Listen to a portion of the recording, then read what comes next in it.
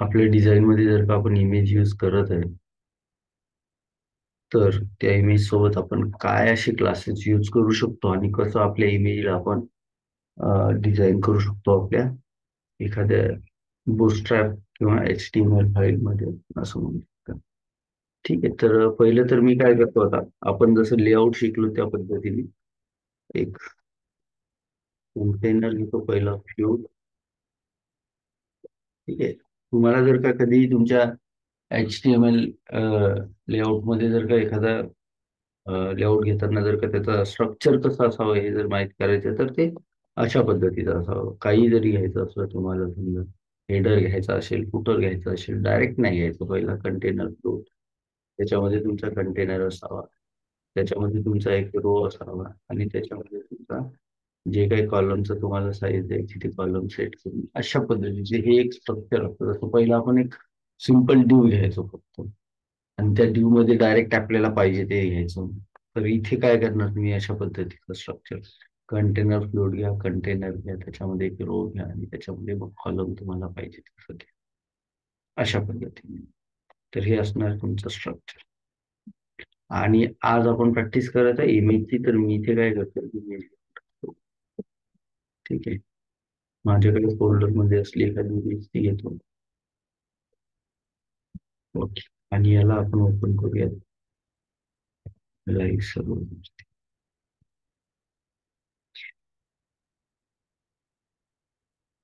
ठीक आहे, ही आपली इमेज या ठिकाणी आलेली आहे. ओके, थोडीशी याला मी विड्थ सेट करतो या ठिकाणी, पिक्सल वगैरे.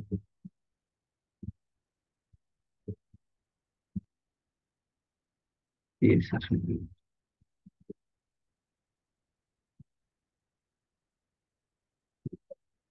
इथे ऑलरेडी इमेज मी दिलेली आहे त्याच्यामध्ये.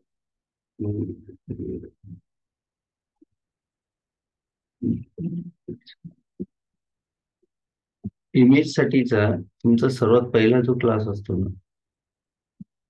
तो असणार आहे, तुम्हाला जर इमेज रिस्पॉन्सिव्ह बनवायची, फॉर एक्झाम्पल आता ही जी आपली इमेज आहे, ठीक आहे, आलेली आहे, तुम्हाला पाहिजे की ही आपल्या कंटेनरच्या सोबत सोबत ऍडजस्ट झाली पाहिजे. जर का कंटेनर छोटा मोठा होतोय तर ती पण झाली पाहिजे छोटी मोठी. आता सध्या बघा, तुम्ही जर पाहाल तर ही इमेज हाईड होते एका एका टाइम नंतर, तिची जी ओरिजिनल साईज आहे त्याच्यानंतर ती हाईड व्हायला लागते. ठीक आहे, आपल्याला हे होऊ द्यायचं नाही, तर आपल्याला आपली इमेज काय करायचं आहे, रिस्पॉन्सिव्ह बनवायची. ठीक आहे, तर इमेज रिस्पॉन्सिव्ह बनवताना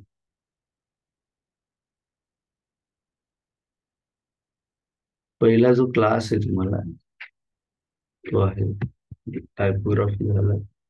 काल याच्याविषयी नोट्स जेवढ्या होतात तेवढं तुम्ही काढून घ्या, किंवा आहे बुस्टरची वेबसाईट, त्याच्यावरती तुम्हाला काही ना काही आयडिया मिळणार प्रत्येक क्लासेसची. इमेज विषयी आपण आज डिस्कस करूया. इमेज जी आहे त्याचा पहिला क्लास आहे इमेज फ्लो. ठीक आहे, तिचं काम आहे इमेज फूड, या इमेज फूड ह्या क्लासचं काम आहे तुमच्या वेबसाईटला रिस्पॉन्सिबल बनवणं. ठीक आहे,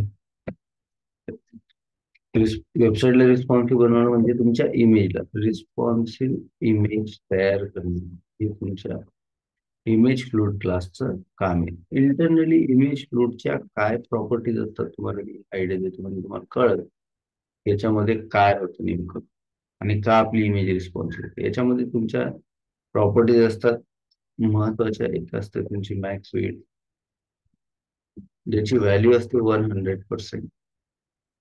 ठीक आहे, आणि त्याच्यानंतर तुमची हाईट जी असते याची व्हॅल्यू असते ऑटो. आता ऑटो हाईट म्हणजे काय, तर तुमच्या विड्थच्या पद्धतीनं हाईटच्या त्या रेशोच्या हिशोबाने मॅनेज करणार, दॅट इज ऑटो हाईट. ठीक आहे, आणि मॅक्स विथ 100% म्हणजे जेवढा तुमचा कंटेनर असेल त्या कंटेनरच्या पद्धतीने तो स्वतःला ऍडजस्ट करायला लागतो. बघा, मी सेम प्रॉपर्टी या ठिकाणी देतो. आपली जी इमेज टॅग आहे याला जर मी करतो मॅक्स विथ 100% आणि हाईट याला मी करतो ऑटो. सेव्ह करूयात.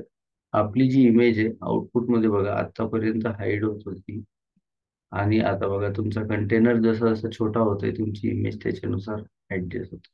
म्हणजे आता आपली इमेज जी आहे ती रिस्पॉन्सिव्ह झालेली आहे. बरं, अशा पद्धतीने. तर इमेज फ्लूटचं सेम काम आहे हेच. हाच इमेज फ्लूट क्लास आहे बघा. मी याला काढून टाकतो आउटपुट. आणि बघा आता जर तुम्ही चेक करत असाल तर तुमची इमेज हाईड होणार आहे. आणि हेच जेव्हा तुम्ही याला HTML मध्ये जाऊन इमेज फ्लूट क्लास जर का देता,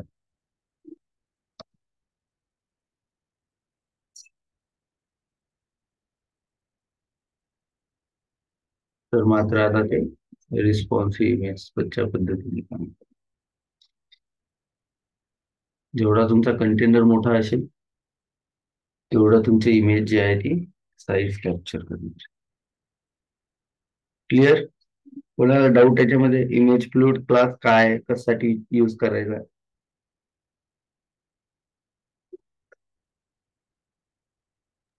नो सर.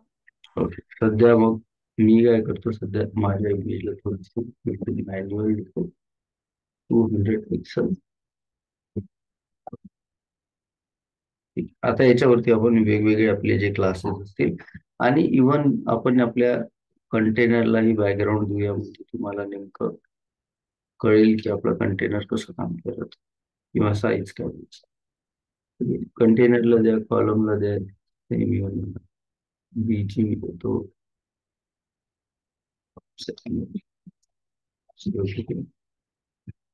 हा कंटेनर.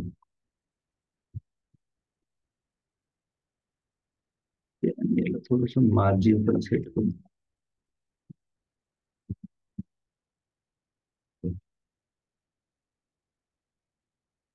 आता नेक्स्ट जो आपला क्लास आहे याच्यामध्ये तो आहे तुमचा इमेज थंबनेल नावाचा.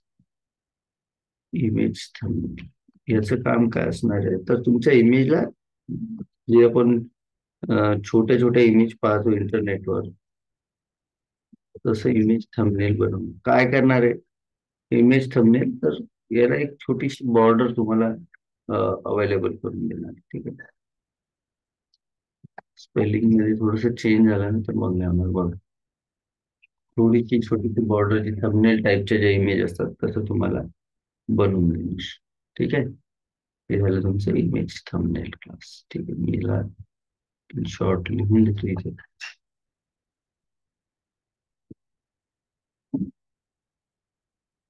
इमेज फ्लूट झालं. नंतर आहे आपलं इमेज IMG थंबनेल.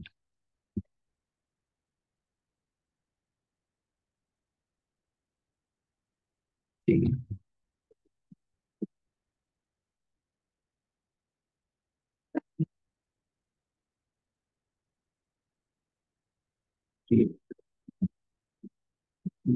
रिस्पॉन्स आणि थंबनेल जो आहे तो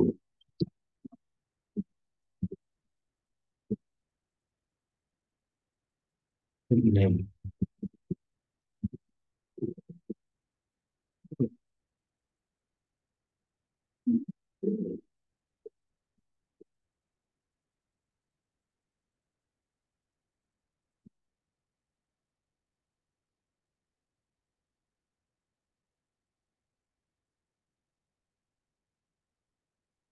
ओके.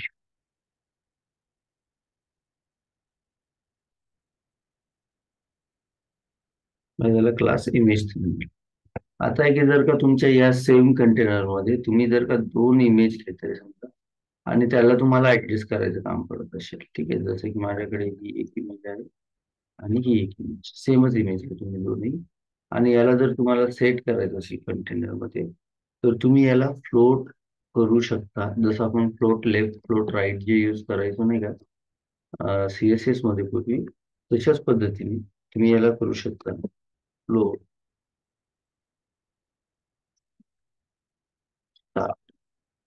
फ्लोट स्टार्ट म्हणजे हा लेफ्ट साइडला एक इमेज असणार आणि तसंच सेम मी याला देतो फ्लोट एंड. तर बघा दोन इमेज तुम्हाला दोन्ही बाजूला सेट झालेल्या दिसणार आहे. एक तर पद्धत आहे की तुम्ही कॉलम जो स्ट्रक्चर असेल, तुम्ही जर याच्यामध्ये म्हटलं एका रो मध्ये 12 इमेज घेतो तर 12 इमेज येणार. ठीक आहे. तर त्याच्यामध्येही सेट करू शकता कॉलमच्या पद्धतीने. पण जर कधी अशी सिच्युएशन आहे की तुमचा कंटेनर एकच आहे, एकाच कंटेनर मध्ये म्हणजे तुमचं कॉलम एकच आहे, एकाच कॉलम मध्ये तुम्ही 2 इमेज घेतल्यात आणि कॉलमच्या साईजच्या हिशोबाने इमेजची साईज कमी आहे, तुम्हाला त्या दोन्ही इमेज ज्या आहेत त्या कॉलमच्या दोन्ही बाजूला सेट करायच्या आहे अशा पद्धतीने एकाच कॉलम मध्ये. ठीक आहे. एकाच पॅरेंट मध्ये 2 इमेज आहेत आणि त्या तुम्हाला अशा दोन बाजूला सेट करायच्या झाल्या तर तुम्ही युझिंग फ्लोट स्टार्ट आणि युझिंग फ्लोट एंड ह्या क्लासला यूज करून तुम्ही काय करू शकता, त्याला सेट करू शकता दोन्ही बाजूला. ठीक आहे. नेक्स्ट जो आहे आपला इमेजच्या क्लासेसचा नंबर इथे देतो म्हणजे तुम्हाला कळेल चेंज.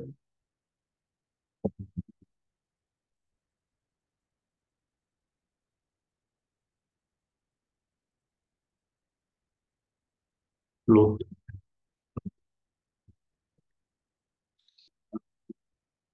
Float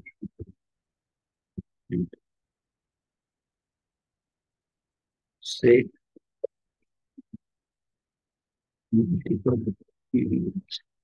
in single.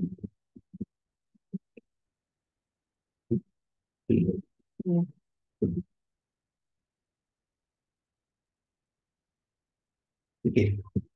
हा झाला तुमचा फ्लोट वाला क्लास. नंतर एक आहे तुमचा की जर ह्याच कंटेनर मध्ये इमेज तुमची एकच आहे, फॉर एक्झाम्पल ही एकच इमेज आपण घेतोय आणि मी हा फ्लोट वाला क्लासही या ठिकाणी काढून टाकतो. जर तुम्ही पाहिलं तर बाय डिफॉल्ट माझी जी इमेज आहे ही लेफ्ट साईडला या ठिकाणी दिसत आहे. ठीक आहे. माझ्या इमेजची साईज कमी आहे आणि माझा कंटेनर हा जास्त आहे, माझी इमेज लेफ्ट साईडला सेट होत आहे. मला जर पाहिजे ही इमेज सेंटरला सेट करायची तर मग कशा पद्धतीने सेट करायची, तर त्याच्यासाठी तुम्हाला क्लास जो आहे तो मिळतो. आता एम एक्स ऑटो हा क्लास असं नाही की इमेज साठीच यूज केला जातो. ठीक आहे. हा क्लास जो आहे तो मार्जिन सेट करण्यासाठी ऍक्च्युली यूज केला जातो. पण इथे जर इमेज सोबत तुम्हाला काम करायचं तर तुम्हाला दोन क्लास या ठिकाणी यूज करावा लागणार. बघा मी इथे काय करतो, इथे लिहितो class to set image to the centre of container.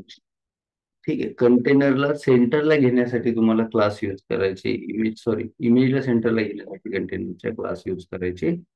ठीक आहे. तर दोन क्लास या ठिकाणी पहिले तर तुम्हाला हे दाखवावं लागेल की तुमचा इमेजचा जो डिस्प्ले आहे तो ब्लॉक आहे, तर डी ब्लॉक नावाचा एक क्लास आणि दुसरा क्लास त्या इमेजमध्ये तुम्हाला यूज करावा लागेल मार्जिन ऑटो. एम एक्स मतलब एम म्हणजे मार्जिन, एक्स म्हणजे एक्स रेशिओ जो एक्स ऍक्सेस तुमचा असणार आहे लेफ्ट टू राईट तो, आणि ऑटो म्हणजे लेफ्ट साईडलाही या इमेजच्या सेम स्पेस सोड आणि राईट साईडला. जर मी डायरेक्टली इथे इमेज एम एक्स ऑटो जर केलं for example, M X auto जर असं करतो तर इमेज वरती हा क्लास तोपर्यंत लागू होत नाही जोपर्यंत तुम्ही त्याला डिस्प्ले ब्लॉक करत नाही. म्हणून तुम्हाला हे दोन जे क्लास आहे ते देणं गरजेचं आहे. आता जेव्हा तुम्ही डिस्प्ले ब्लॉक कराल तर तुमचा एम एक्स ऑटो जो आहे म्हणजे मार्जिन लेफ्ट आणि मार्जिन राईट हे दोन ऑटो म्हणजे सेमच असले पाहिजे असं या ठिकाणी सेट करू शकता आणि मग तुमची इमेज जी आहे ती सेंटरला या ठिकाणी असणार. क्लिअर? कोणाला काय डाऊट याच्यामध्ये? ठीक आहे. नेक्स्ट जी आहे property that is to rounded नावाची एक तुम्हाला प्रॉपर्टी मिळते जिचं काम आहे ते बॉर्डर रेडियस.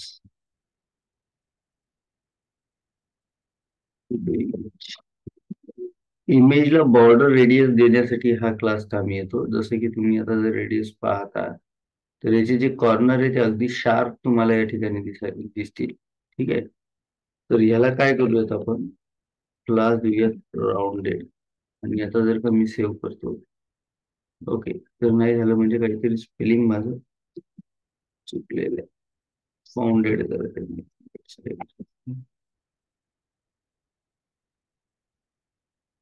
ओके, झालेलं आहे, पण आपल्या बॅकग्राऊंड मुळे आपल्याला दिसत नाही. मी थोडं एका मिनिटासाठी फक्त बॅकग्राऊंड या ठिकाणी काढतो. म्हणजे तुम्हाला हे अशा पद्धतीने दिसत दिसत आहे राऊंडेड त्याची रेडियस, येस. बॉर्डर रेडियस जो देतो आपण, तर त्याच्यासाठी तुम्हाला राऊंडेड हा क्लास. आता बघा, मी तुम्हाला हे सगळे क्लासेस एकाच एकाच क्लासमध्ये जर म्हणलं की सगळेच एकदा सांगून दे 2 घंट्यात, संपलं काम. होऊ शकतं. बुस्टरॅपचा प्रॉब्लेमच तो आहे की समजताना खूपच सहज समजते, परंतु विसरते तेवढंच बेस्ट, म्हणजे एकदम स्पीडने विसरून जाते. तुम्हाला वाटेल मला बुस्टरॅप सगळं येतं, आणि प्रॅक्टिस नसलं ना तर मग ती काही आल्याचा फायदा नाही. ठीक आहे, हे लक्षात ठेवा. त्याच्यामुळे याचं डे बाय डे प्रॅक्टिस, तुम्ही कोणतीही प्रॅक्टिस दुसरी जरी करत असले, फॉर एक्झाम्पल तुम्ही एखादा प्रोजेक्ट बनवत आहे, सिम्पलचा प्रोजेक्ट आहे, तर त्याला डिझाईन करा मस्त, बुस्टॅप यूज करा, आणि जेवढं डिझाईन करता येईल करा. त्याच्यासाठी परत परत बुस्टॅप यूज करा, आणि काय विसरलं असेल तर ते त्याला त्याच्यामध्ये रिमाइंड होत राहतं त्या डिझाईन मध्ये, पर्टिक्युलर डिझाईनला घरून जे जे काही क्लासेस असतील तर ते रिमाइंड होत राहतात. तर असं तुम्हाला आता कंपल्सरी करणं आहे. याच्यानंतर जेवढे तुमचे क्लासेस होतील आणि त्याच्यामध्ये जर का डिझायनिंगचा पार्ट येते तर यूज करत राहणं, हाच एकमेव बुस्टरॅप लक्षात ठेवण्याचा भाग आहे. हा, कन्सेप्च्युअल याच्यामध्ये आहे तुमचं लेआउट, जे आपण पाहिलंय. ठीक आहे, त्याच्यामध्ये अडचण येणार नाही, विसरणार नाही, कारण कन्सेप्ट आहे. माहिती आहे की कंटेनर फ्लूड आहे, कंटेनर आहे, रो आहे, कॉलम आहे, आणि कॉलम सेट करा. स्मॉल कॉलम स्मॉल डिव्हाइसमध्ये, मीडियम डिव्हाइसमध्ये, लार्ज डिव्हाइसमध्ये तुम्ही सेट करू शकता, काय प्रॉब्लेम नाही. परंतु हे जे आहे की इमेजसाठी काय क्लास येतं, तर ते प्रॅक्टिस नाही असली तर विसरून जाणार. ठीक आहे, ह्याच्यामध्ये एक अजून क्लास आपल्याला मिळतो, दॅट इज इमेज रिस्पॉन्सिव्ह नावाचा एक क्लास आपल्याला मिळतो. ठीक आहे, आय एम जी रिस्पॉन्सिव्ह, याचंही काम सेमच आहे की तुमच्या इमेजला रिस्पॉन्सिव्ह बनवणं. टू मेक इमेज रिस्पॉन्सिव्ह, पण याच्यामध्ये तुम्हाला थोडस चेंज मिळेल. थोडस चेंज काय मिळेल, तर याच्यामध्ये तुम्हाला जसं की आपण याच्या आधी तुम्ही म्हणाल इमेज फ्लूड, पण जर का आपण पाहिलं तर रिस्पॉन्सिव्ह साठी तर आहे असं सांगितलं, आणि यालाही रिस्पॉन्सिव्हच असं सांगितलं तुम्ही. तर इमेज फ्लूट मध्ये आपण कोणकोणत्या प्रॉपर्टी पाहिलेल्या आहे बघा. इमेज फ्लूट मध्ये आपण विड्थ पाहिलेली आहे, मॅक्स विड्थ जी असेल ती असेल 100%, आणि हाईट जी आहे ती असेल ऑटो. याच्यातही तेच काम होतं. जर का काम म्हणजे वर्क तसं करायचं तर सेम तसं असणार आहे, फक्त याच्यामध्ये काय आहे, डिस्प्ले ब्लॉक जो आहे ही प्रॉपर्टी तुम्हाला एक्स्ट्रा मिळून जाणार फक्त. बाकी सेम त्याच्या तेच असणार आहे. ठीक आहे, याच्यामध्ये फक्त डिस्प्ले ब्लॉक जी प्रॉपर्टी आहे ती एक्स्ट्रा. म्हणजे जर का तुम्ही इमेज फ्लूड घेताय तुम्ही फॉर एक्झाम्पल, आणि राऊंड जसे की मॅक्स मॅक्स जे आहे, जी मार्जिन एक्स ऍक्सिसची आहे, ती जर का सेट करत आहे, तर मग तुम्हाला डिस्प्ले ब्लॉक घेणं गरजेचं आहे. ठीक आहे, आणि आपण थोडं याला चेंज करूया, आणि याला देऊयात आपण आय एन जी रिस्पॉन्सिव्ह, असं जर का आपण क्लास देतो आणि आउटपुट जर का चेक करतो, तर सेंटरला यायला पाहिजे. जर का त्याच्यामध्ये इनबिल्डच डिस्प्ले ब्लॉक असेल तर.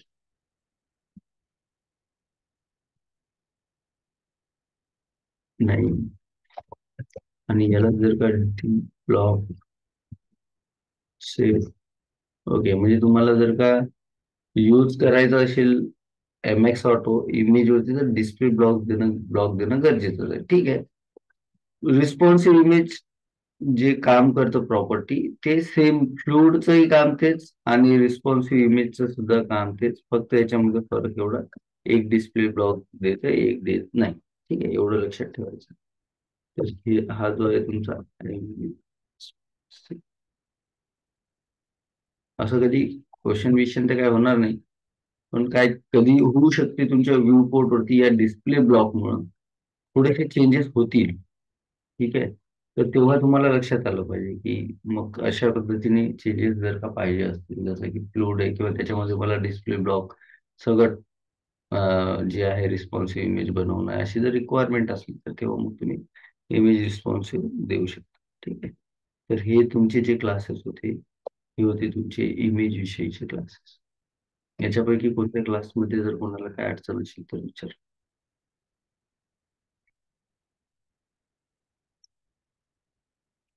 आता आहे तुमचे टेबल विषयीचे क्लासेस. ह्याच्यात काय अडचण असेल तर विचार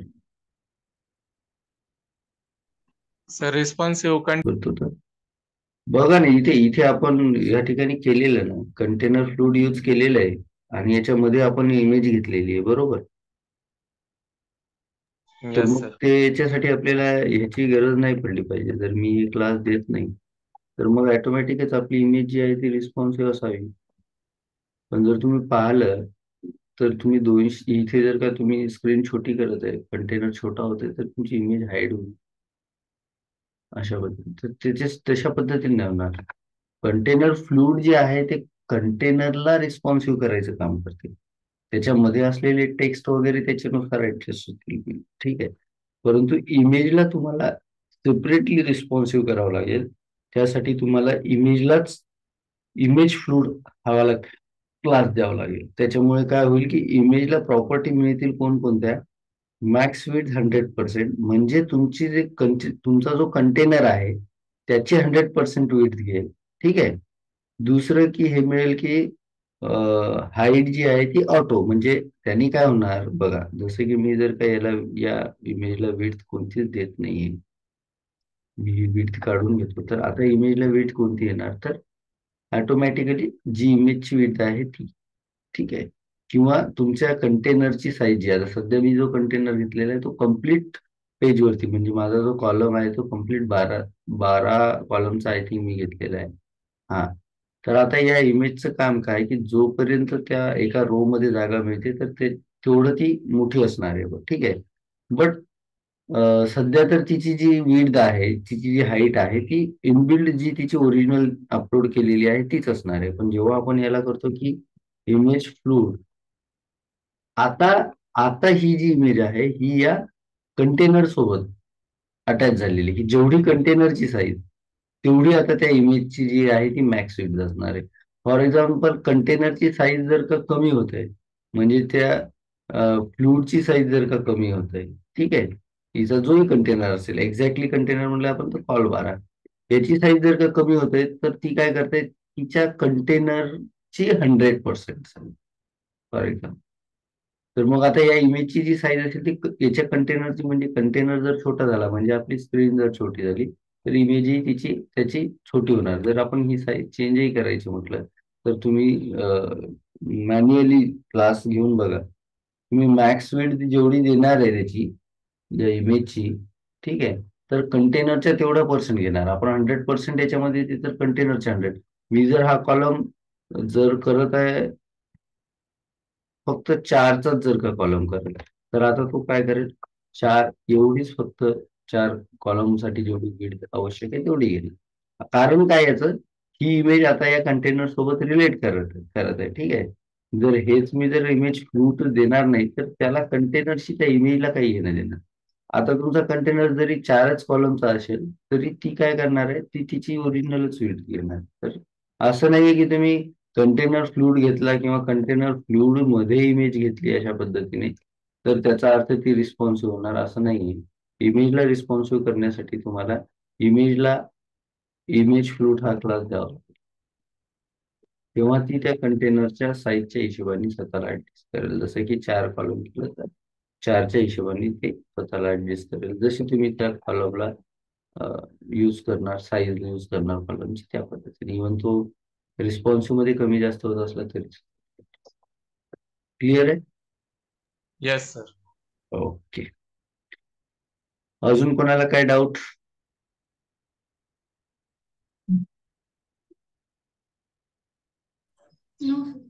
ठीक आहे. आता आपण बघूयात की टेबलसाठी आपल्याला कोणकोणते जे आहे ते कामी पडणारे क्लासेस आहेत. ठीक आहे.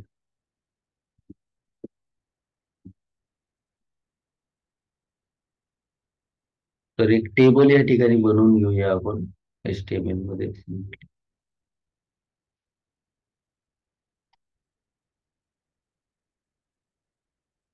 टेबल सगळ्यांना माहितीच आहे जवळजवळ, तर मी काही हे डिझाईन करत बसत नाही.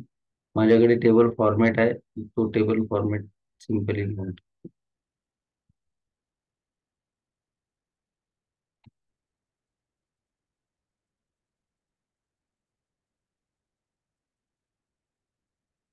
ओके.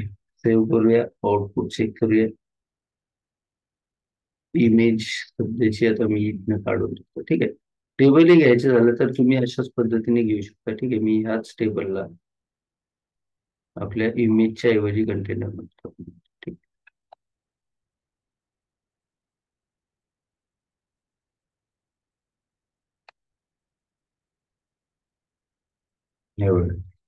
हे आलेले आपले टेबल. आता टेबलला कोणकोणते क्लासेस आपण यूज करू शकतो ते बघूया.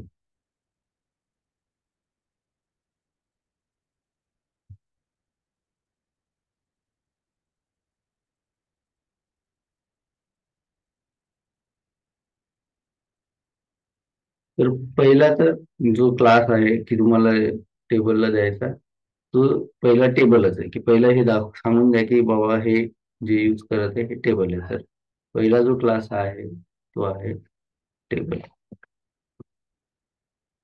Class table. तर काय होणार बघा, तुमच्या कंटेनरच्या हिशोबाने तो ऍडजस्ट. जसा तुम्ही कंटेनर जो आहे आपण आय थिंक 12 कॉलम आहे या ठिकाणी, तर तो त्या 12 कॉलमच्या हिशोबाने ऍडजस्ट करतो. तो ऍडजस्ट झाला म्हणजे हा टेबल काय, त्याच्यावरती क्लास अप्लाय झालेला. तर पहिला जो क्लास आहे तो टेबलच आहे. ठीक आहे.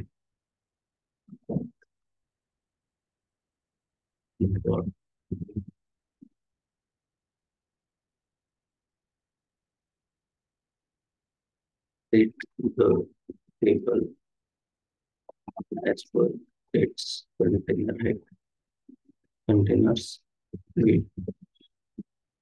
ठीक आहे. कंटेनरच्या विड्थच्या पद्धतीने तो स्वतः ऍडजस्ट करणार पहिला क्लास जो. ठीक आहे. आणि आता याच्यानंतर बाकीचे जे क्लास आहे, म्हणजे हा जर क्लास नाही दिला तर मग बाकीचे क्लास त्याच्यावरती अप्लाय करता येणार नाही. ठीक आहे. तर पहिला हा क्लास देणं आवश्यक आहे. ठीक आहे.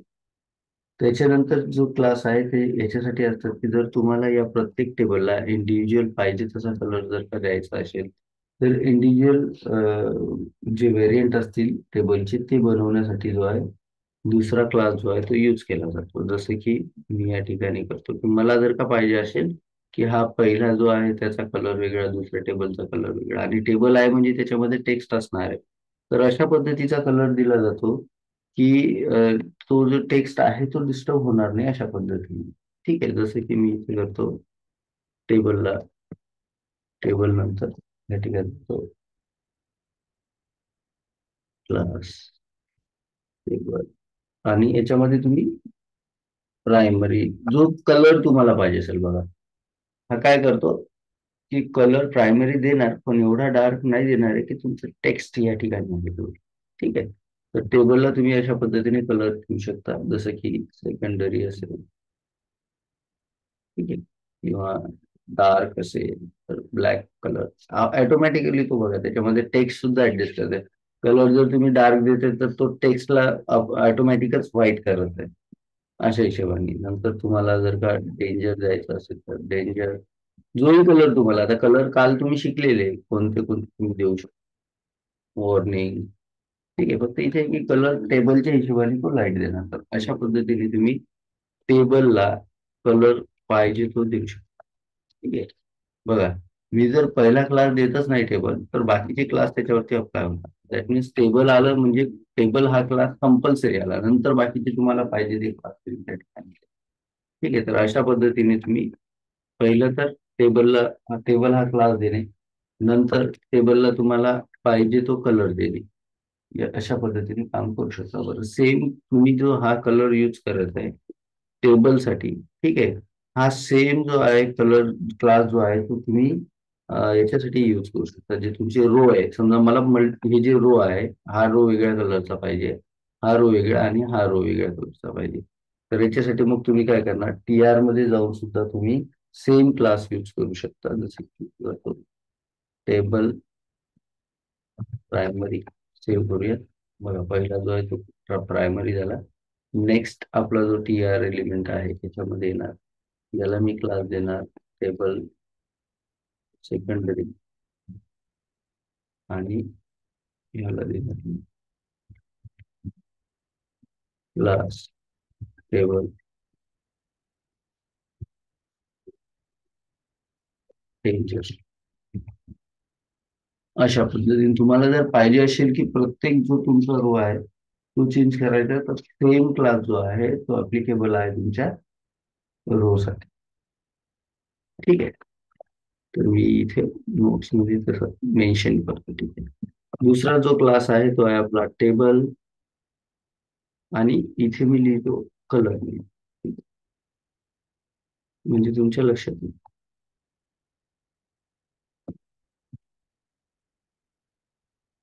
कलर प्रायमरी असो सेकंडरी असो अशा पद्धतीने. ज्याच्यामध्ये तुमचा सिंटॅक्सही क्लिअर होईल.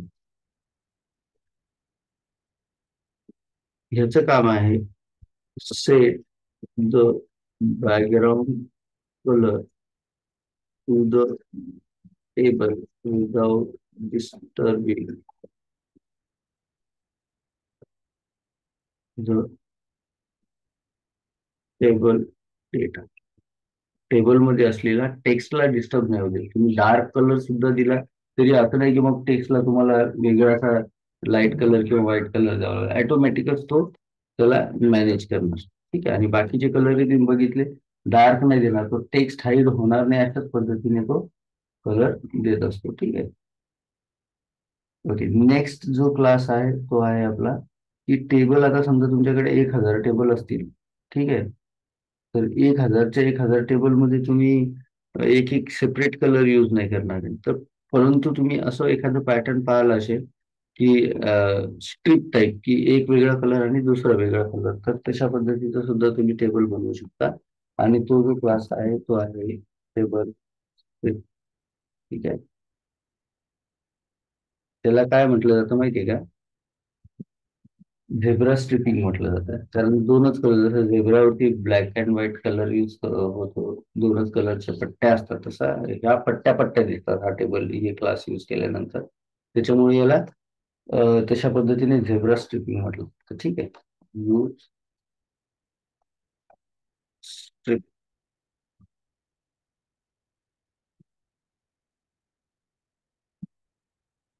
Add zebra striping.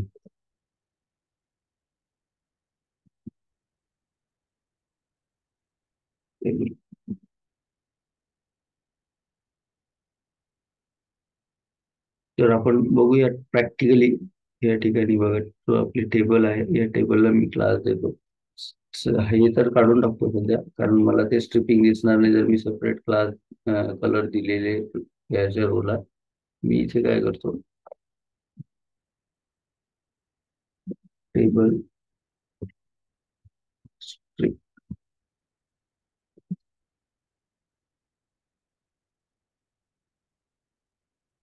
ठीक आहे. आणि आउटपुट मध्ये बघा ऑटोमॅटिक. आता याच्या खाली अजून जरी का रो असतील तर ते ऑटोमॅटिकच दोन कलर घेत राहील. ठीक आहे. मी रो याच्यामध्ये वाढवून दाखवतो तुम्हाला. ठीक आहे. जसं की आपल्याकडे की बॉडीमध्ये दोनच रो आहेत, आपण हे रो या ठिकाणी सेम मी कॉपी पेस्ट करतो. बरं.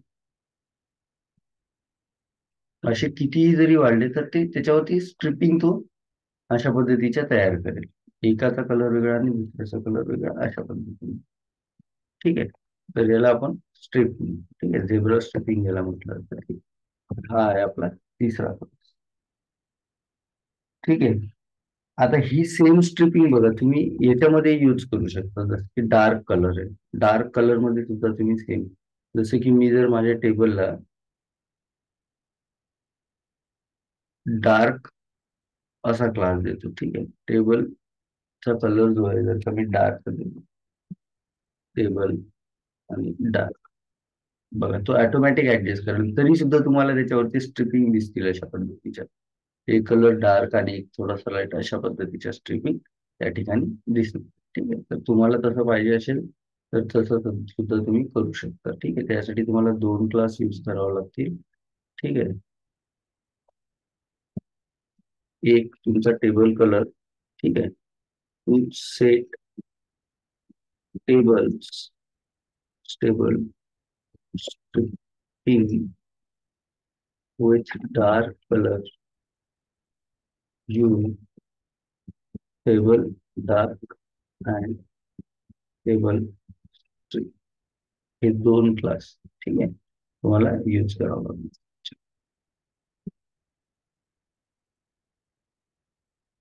आता असं नाहीये की तुम्ही फक्त या डार्कच कलर सोबत तुम्ही असं करू शकता. ठीक आहे, तुम्ही कोणताही कलर, जोही तुमचा कलर असेल टेबलचा तो colour, primary, secondary, danger, warning, info, कोणताही कलर आहे. ठीक आहे, जसं मी इथे करतो प्रायमरी, तर तो त्याच्यानुसार सुद्धा ऑटोमॅटिकच ऍडजस्ट करेल स्वतःला. बरोबर, प्रायमरी कलर सोबत ऍडजस्ट करत आहे. देन मी इथे देतो सेकंडरी, कोणताही कलर जरी दिला तुम्ही त्याच्यानुसार तो झेब्रा जे स्ट्रिप्स आहेत त्या ऍडजस्ट करेल.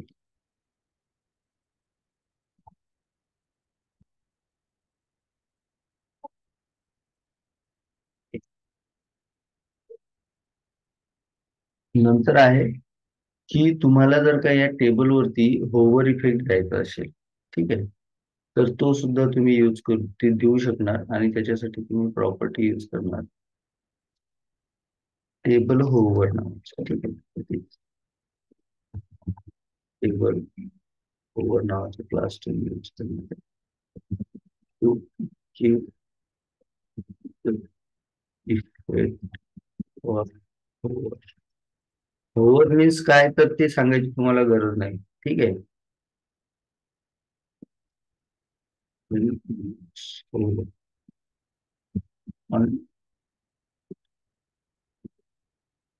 हे तुम्हाला सांगायची गरज नसावी, हे तुम्हाला माहित असावं.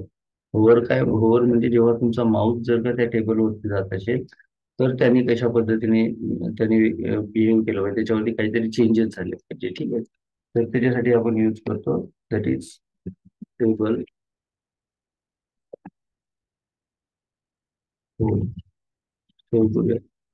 आणि आउटपुट चेकिंग. बघा, माझा माऊस जेव्हा आता याच्यावरती जात आहे माझ्या टेबलवरती, तर तो एक होवर इफेक्ट या ठिकाणी दिसत. मी जर का स्ट्रिप्ट काढतो तर तुम्हाला ते अजून चांगल्या पद्धतीने दिसून येईल.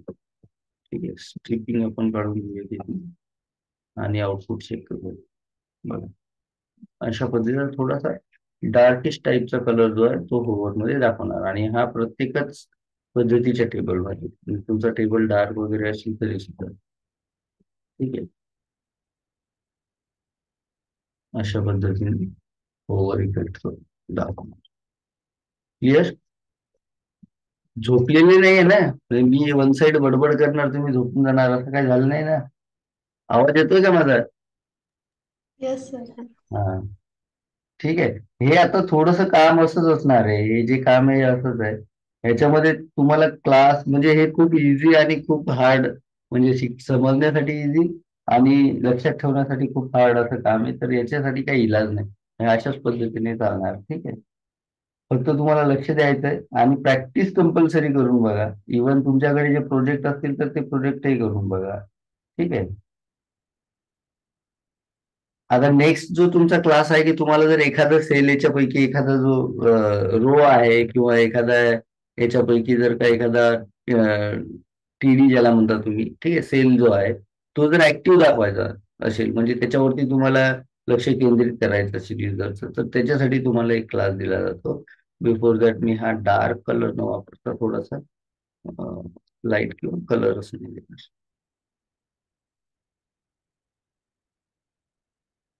ठीक आहे, ओके. आता काय की मला हे दाखवायचं की याच्यापैकी एखादा रो असेल किंवा एखादा टेबल असेल तो ऍक्टिव्ह आहे असं दाखवायचं. तर त्याच्यासाठी तुम्हाला क्लास मिळतो दॅट इज टेबल ऍक्टिव्ह. ठीक आहे. याचं काम असणं की सेम जसं होमवर्क साठी तो नाही काही एक एक रो जो आहे तो थोडासा डार्क करत चाललाय. ठीक आहे. तशाच पद्धतीने हा काय करणार, ऍक्टिव्ह मध्ये परमनंटली कसा एक कोणता तरी रो किंवा टेबल तुम्हाला जोही पाहिजे असेल एखादा 3D त्याला थोडासा कलर बॅकग्राऊंड जो आहे तो थोडासा डार्किश करणार. ठीक आहे. एक क्रिएट क्रिएट डार्किश और इथे डार्किश केल्यापेक्षा इथं थोडस डार्क बॅकग्राऊंड करूया. ठीक आहे. Dark background to show active table or cell. ठीक आहे. टेबल म्हणा, टेबल नाही म्हणता येणार याच्यामध्ये, रो किंवा सेल. ठीक आहे. रो किंवा सेल जो आहे एखादा तो थोडासा ऍक्टिव्ह दाखवण्यासाठी तो काय करतो, परमनंटली त्याला एक डार्क कलर त्या ठिकाणी देतो. कसा, तर फॉर एक्झाम्पल मला जर का माझा हा पहिला किंवा हा दुसरा रो जर का ऍक्टिव्ह दाखवायचा असेल त्याच्यामध्ये मी यूज करणार टेबल ऍक्टिव्ह.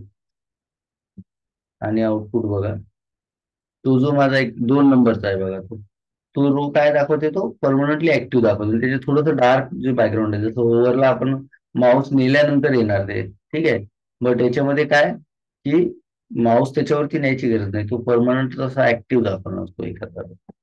ठीक आहे. That is table active. ठीक आहे. आणि सेम तुम्ही हे सेलसाठी पण करू शकणार. ठीक आहे. जसं की जर का मी हाच ऍक्टिव्ह जो क्लास आहे तो एका TR ला न देता जर मी हा सेम ऍक्टिव्ह क्लास एखाद्या TD ला सुद्धा देत आहे तर तिथेही तो सेम काम करणार. ठीक आहे. जसं की मी या ठिकाणी या जीमेलला जर का द्यायचा झाला असेल मला तर मी या ठिकाणी तो क्लास देणार अशा पद्धतीने.